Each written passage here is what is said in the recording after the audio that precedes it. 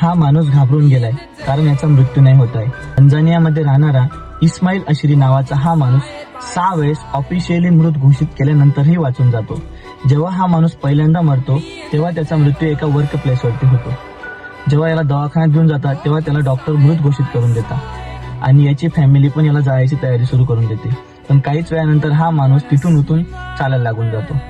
दुसऱ्यांदा याचा मृत्यू मलेरियामुळे होतो. मलेरियामुळे मृत्यू झाल्यामुळे याला कॉफिनमध्ये ठेवतात. कॉफिनमध्ये काही वेळ राहिल्यानंतरही हा माणूस पुन्हा उठतो आणि चालायला लागून जातो. तिसऱ्यांदा याचा मृत्यू कार ऍक्सिडेंटमध्ये होतो. त्यामुळे हा कोमामध्ये निघून जातो. काही वेळ कोमामध्ये राहिल्यानंतरही हा माणूस पुन्हा उठतो आणि चालायला लागून जातो. चौथ्यांदा याचा मृत्यू एका विषारी सापाने चावल्यामुळे होतो. विषारी सापाने चावल्यामुळे हा माणूस 3 दिवस मॉन्कमध्ये राहतो. 3 दिवस मॉन्कमध्ये राहिल्यानंतरही हा माणूस पुन्हा वाचून जातो. नंतर याचा मृत्यू बाथरूममध्ये पडून होतो. बाथरूममध्ये पडल्यानंतरही डॉक्टर याला मृत घोषित करून देतात. तरीही हा माणूस तिथेही वाचून जातो. याच्यानंतर गावकरी त्याला श्रापित मनुष्य असे चिडवायला लागून जातात. नंतर गावातलेच लोक त्याला त्याच्या बंगल्यामध्ये बंद करून त्या बंगल्याला जाळ लावून टाकतात.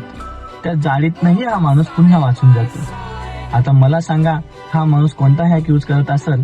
आणि असेच व्हिडिओ जर तुम्हाला बघायचे असतील तर या पेजला नक्की फॉलो करून घ्या.